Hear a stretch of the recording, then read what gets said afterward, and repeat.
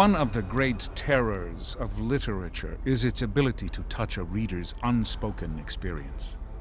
But you understand, librarian, a Republique requires peace between its citizens.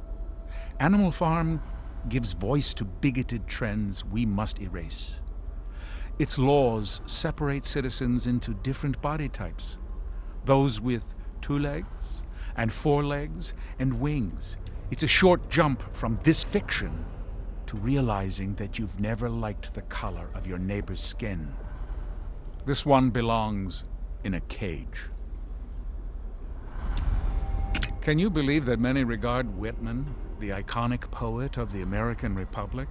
That alone says enough. This verbal monument to sensuality and excess, you know that no library except Philadelphia would touch it after publication. Reading it is like watching the man stroll naked through the streets. I, too, sing the body electric, though perhaps more forcefully than even Whitman could enjoy. There are few things, librarian, as disappointing as failed leadership, especially when that leadership fails by giving in to mental illness or desire. Hawthorne came from a line of leaders, but you wouldn't know that by reading his account of Dimmesdale. The Scarlet Letter would teach our citizens that its leadership can succumb to the weaknesses that we work daily to cure. Such doubt is unacceptable. Where would we be without faith in government?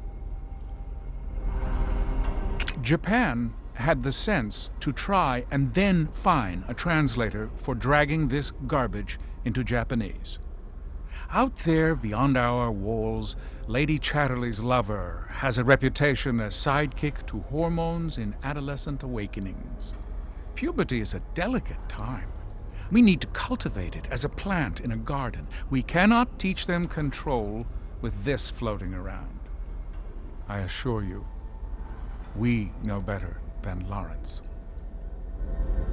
The body is strange, librarian. Oxytocin and endorphins lead so many to mistake robotic chemical responses for emotional attachments. Worse, though, is what Burroughs promotes. He suggests deviant behavior as a mechanical way around the trappings of societal control. We cannot let people think their bodies are ways around the state. They must exercise the Republique with their bodies in everything they do. Everything. Throw naked lunch in the pile. Pasternak, in the Soviet Union, wrote a book critical of the October Revolution. Can you think of anything more stupid? Beyond that, Zhivago and Laura cuckold a servant of the state, and Pasternak has the gall to ennoble their sin as a mystic union. The worst form of physical love, betrayal, is favored over the physical sacrifice of a soldier for his country. I despise freewheeling artists, librarian. Ah, yes, Ayn Rand, the bulldozer. She dramatized the struggle for individualism against leeches.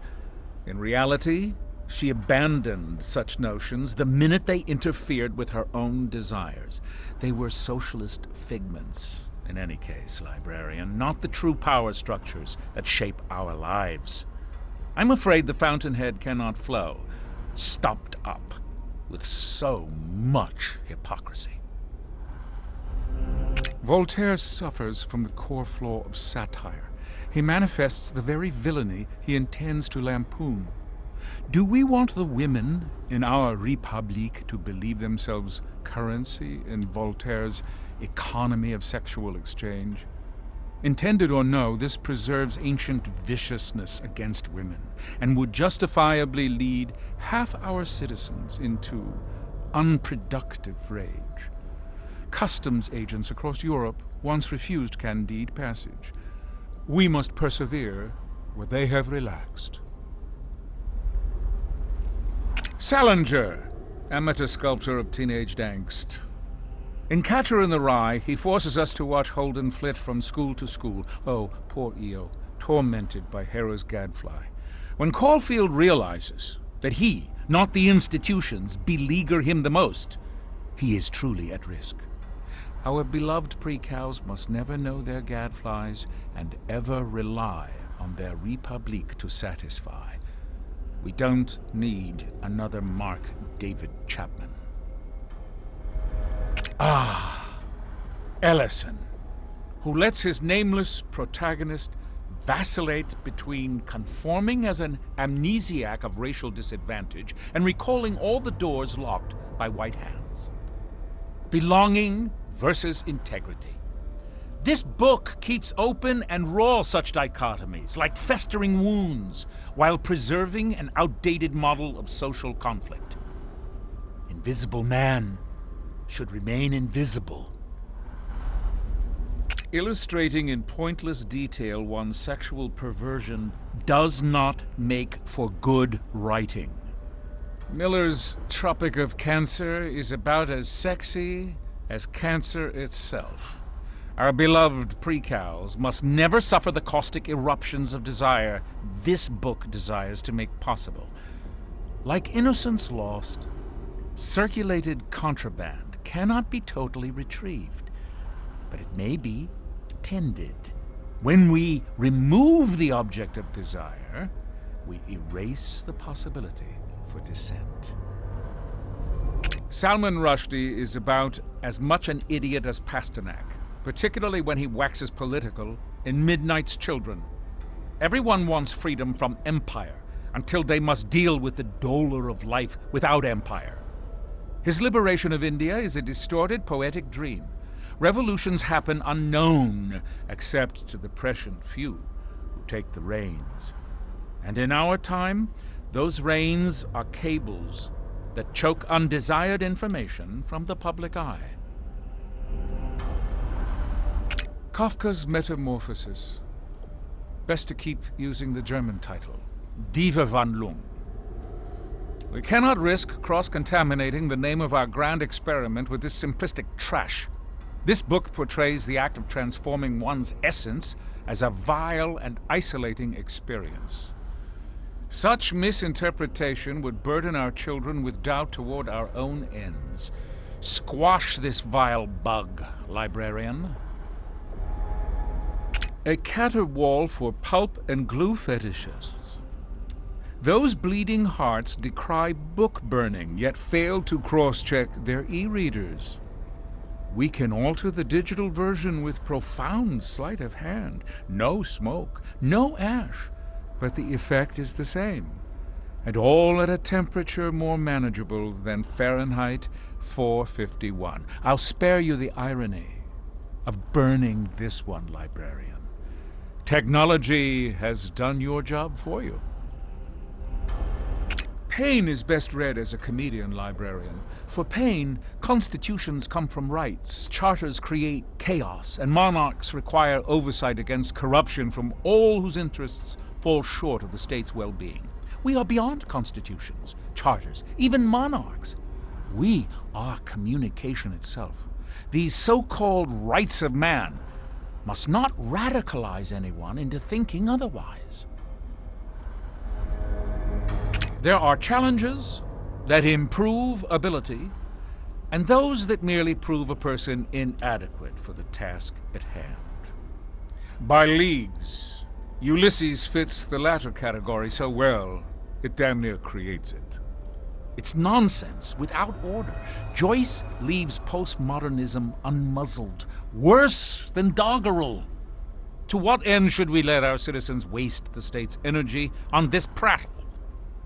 They squander their imagination decoding nonsense, while their work ethic grows brittle and raw. Bad government fosters juvenile delinquency, and A Clockwork Orange pays tribute to it. Little Alex must learn on his own not to beat his elders with a cane. But good government has no patience for individual moral improvement, particularly now that Alex can hide behind the moniker Anonymous. The last thing we need are children free to cavort without oversight. The Republique carves up anonymity to sculpt the moral soul. Strong government is built on strong technology, librarian, but you wouldn't know it to read Shelley's Frankenstein. She shuffles dead men's body parts into one nameless whole and then makes it heroic. We cannot allow celebration of a beast so similar to the internet's anonymous. One teenage culprit is as good as any other. Capture one, and the rest simply find new proxies. Truly, they are the monster made of many parts, but no worry. We will return the world to order. Conrad and I are alike in only one way. English is our third language. The man misunderstands his own material. Even the title, Heart of Darkness, drips with melodrama. Conrad portrays Kurtz as ashamed of the Congo cult that grew around him. The horror! The horror! Kurtz went beyond English civilization to become what those around him begged for most. An overseer, their chosen god.